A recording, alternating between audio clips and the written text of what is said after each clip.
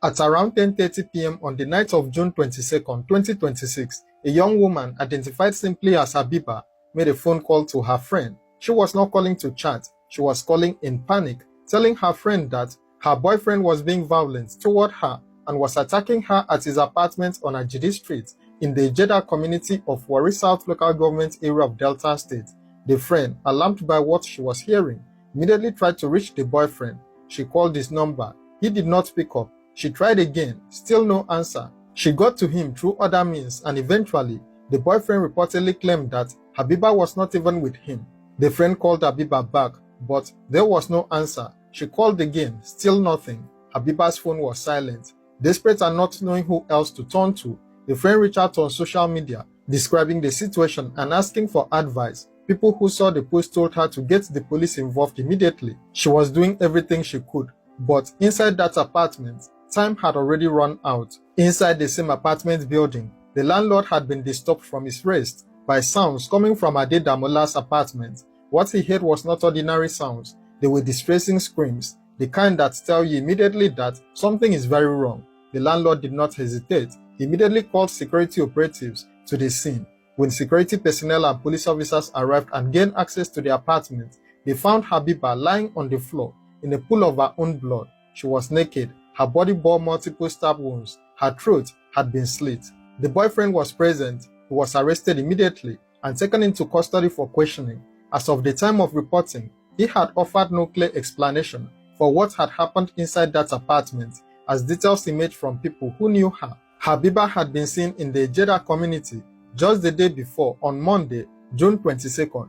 Neighbors recalled seeing her buying foodstuffs. She was reportedly buying ingredients to cook a meal that evening, a kind of ordinary everyday act that nobody pays much attention to until something terrible happens. Habiba was a law student. She had reportedly traveled from Port Harcourt to Warri, specifically to visit her boyfriend. The two had reportedly been in a romantic relationship for some time, and she was known to the people in the community as a frequent visitor to his residence. She had made this journey before. She knew where she was going, but she had no reason to expect that this visit would be her very last. The boyfriend was rumored in the community to be involved in internet fraud, also called Yahoo Yahoo, and was also rumored to work in the NNPC.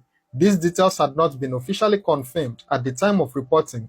The Delta State Police Command spokesperson, CSP Bright Edafe, confirmed the incident when contacted and stated that investigations were ongoing. When the rumor about Yahoo was raised, Edafe said he was not aware of it. Among those most devastated by what happened was the friend Habiba had called in her final moments. This was the same person who had tried to reach the boyfriend, who had gone to social media for help, who had done everything in her power from a distance to try to intervene. After learning that Habiba had been found dead, the friend expressed her anguish publicly. She said that Habiba had called her when it was already happening and that she had not been able to do anything.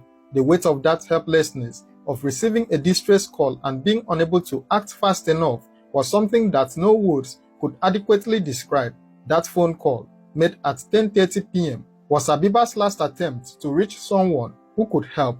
The friend had tried. She had called the boyfriend. She had reached out to others. She had advised going to the police, but the distance between what she could do and what needed to happen was just too great. At the time of making this video, many details about this case remained unclear. The exact sequence of events inside that apartment had not been fully established. The motive behind the killing had not been determined. The boyfriend had been arrested, but had not provided a clear account of what happened or what even led to the incident. What was known was that a young woman had called her friend in fear, that her phone had gone silent shortly after, and that when the door to the apartment was opened, she was already dead.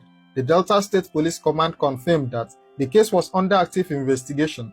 All available details were being gathered, witnesses were being interviewed, and the evidence from the apartment was being examined. This case is still developing. As more information becomes available, the public will be promptly updated. So don't forget to like, share, and subscribe to this channel or page so that you don't miss out on new information on this case.